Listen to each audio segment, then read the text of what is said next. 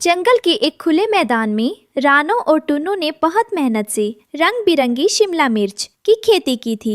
फसल बहुत नाजुक थी, लेकिन देखने में बहुत सुंदर लग रही थी। रानो और टुन्नू अपनी फसल को देख रहे थे। रानो, देखिए, लाल और पीली शिमला मिर्च कितनी चमक रही हैं। अगर ये फसल सही सलामत रही तो इस बार हम गुड़िया और कुकू के लिए गर्म ऊनी कपड़े खरीद पाएंगे। हाँ टुन्नू जी, ये सिर्फ सब्जी नहीं, हमारे बच्चों का भविष्य है। मैंने इनसे वादा किया है कि इस बार सर्दी में उन्हें ठंड नहीं लगने दूंगी। अचानक हवा का रुख। दोस्तों, ये रहे हमारी आज की वीडियो के प्यारे सब्सक्राइबर्स और फॉलोअर्स के नाम। सायरा, नंदनी, प्रीति, अरमान अली, गूगल, अब्दुल हसन। जो नहीं चुने गए, चिंता मत करो, अगली बार तुम भी बन सकते हो जंगल के सुपरस्टार। दोस्तों, अगर आप भी चाहते हैं मैं आपका नाम अपनी कहानी में लूं, तो देर किस बात की, जल्दी से बदल गया। रानो और टुन्नू जंगल के सबसे ज्ञानी बूढ़े उल्लू बाबा के पास मौसम का हाल पूछने गए। उल्लू बाबा आसमान की ओर देख रहे थे और बहुत चिंतित थे। रानो, टुन्नू, घर जाओ और छिप जाओ। मैंने बादलों का रंग देखा है। आज रात आसमान से पानी नहीं, बल्कि बर्फ के पत्थर गिरेंगे। बहुत भयानक तूफान आने वाला है। बर्फ के पत्थर? बाबा, अगर ऐसा हुआ तो हमारी शिमला मिर्च की नाजुक फसल तो फट जाएगी, सब बर्बाद हो जाएगा। प्रकृति के आगे किसी का जोर नहीं चलता बेटी। अपनी जान बचाना ही समझदारी है। ये खबर पूरे जंगल में आग की तरह फैल गई। कालू कौवा और गोरी कौवी अपने सुरक्षित और मजबूत घोंसले में बैठकर खुश हो रहे थे। सुना आपने कालू जी, आज ओले गिरने वाले हैं। रानो की वो लाल पीली शिमला मिर्च जिस पर उसे इतना घमंड है, आज रात चटनी बन जाएगी। बड़ा मजा आएगा। कल सुबह जब रानो का खेत शमशान बन जाएगा, तब मैं उससे पूछूंगा कैसा लग रहा है भविष्य। चलो, हम तो अपनी गुफा में छिपकर मजे करेंगे। शाम होते होते आसमान काला पड़ गया। रानो और टुन्नू घर में बहुत बेचैन थे। गुड़िया और कुकू डर के मारे एक कोने में दुबके हुए थे। पिताजी, बाहर बहुत डरावनी आवाजें आ रही है। क्या हमारा खेत बच पाएगा? सब ठीक हो जाएगा बेटा। तुम लोग घर के अंदर रहो और बाहर मत निकलना। मैं और तुम्हारी माँ अभी आते हैं। आप कहाँ जा रहे हैं माँ? बाहर मत जाइए, मुझे डर लग रहा है। हमें जाना होगा बेटी।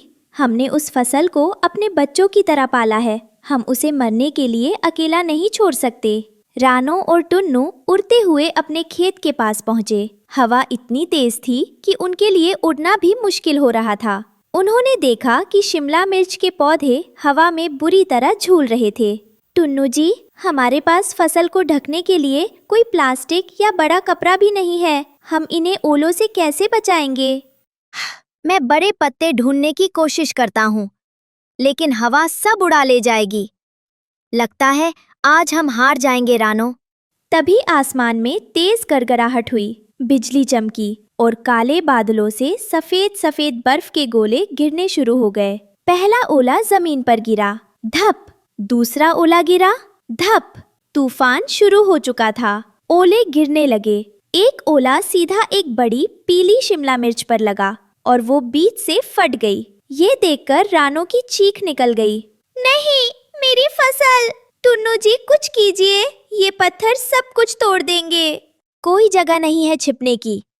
रानो, घर वापस चलो, वरना हम भी मारे जाएंगे। नहीं, मैं नहीं जाऊंगी। अगर ये फसल गई तो मेरे बच्चे भूख और ठंड से मर जाएंगे। ओले गिरने पर रानो मदद मांगने उड़ी और सोना बुल के पास पहुंची। सोना भाई, ओले मेरी फसल बर्बाद कर देंगे, कृपया चलिए, आप तो मजबूत हैं। माफ करना रानो, ओले बहुत चुभते हैं। जान है तो जहान है। मैं अपनी गुफा में जा रहा हूँ। निराश रानो ने हाथी दादा को देखा और आखिरी उम्मीद लेकर उनके पास गई। हाथी दादा, आपकी चमड़ी मोटी है, ओले आपका कुछ नहीं बिगाड़ेंगे। कृपया मेरे पति और फसल को बचा लीजिए। हटो, मुझे भी ठंड लगती है। तुम्हारी 2 कौड़ी की मिर्च के लिए मैं चोट क्यों खाऊं? जाओ यहाँ से। सब ने ठुकरा दिया। रानो रोते हुए वापस खेत पहुंची तो वहां सिर्फ बर्फ की सफेद चादर थी। टुन्नू कहीं नहीं दिखा। टुन्नू जी, आप कहाँ हैं? देखिए, मैं वापस आ गई हूँ। सिर्फ हवा की साय साय सुनाई दी। रानो ने देखा कि खेत के बीचों बीच एक बर्फ का टीला बना हुआ है। उसका दिल जोर से धड़का। उसने अपनी नन्ही पंजों से उस बर्फ को हटाना शुरू किया। ओले और तेज हो गए, धम धम। उसे समझ आ गया कि अब बचने का कोई रास्ता नहीं है। उसने पंख फैलाकर टुन्नू और उस बची हुई शिमला मिर्च के ऊपर लेट गई। मैं आपको अकेले नहीं छोड़ूंगी टुन्नू जी, हम साथ आए थे, साथ ही जाएंगे। धीरे धीरे गिरते हुए ओलों ने रानो को भी ढक लिया। कालू कौवा अपनी गुफा के मुहाने से ये सब देख रहा था। बिजली की चमक में उसे रानो और टुन्नू खेत में पड़े दिखाई दिए। अरे बाप रे, ये दोनों तो पागल हैं। सब्जियों के लिए अपनी जान दे रहे हैं। कोरी, देखो इनकी बेवकूफी।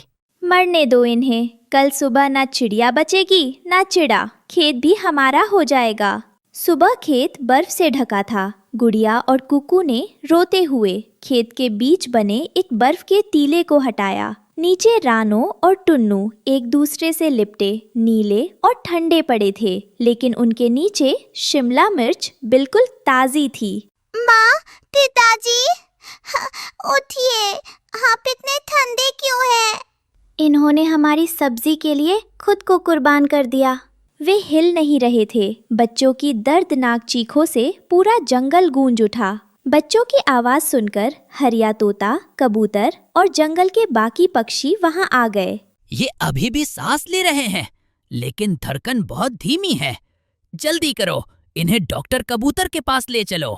सभी पक्षियों ने मिलकर रानो और टुन्नू को उठाया और सुरक्षित जगह ले गए। काफी देर तक गर्मी देने के बाद रानो और टुन्नू ने धीरे धीरे आंखें खोली। वे बहुत कमजोर थे।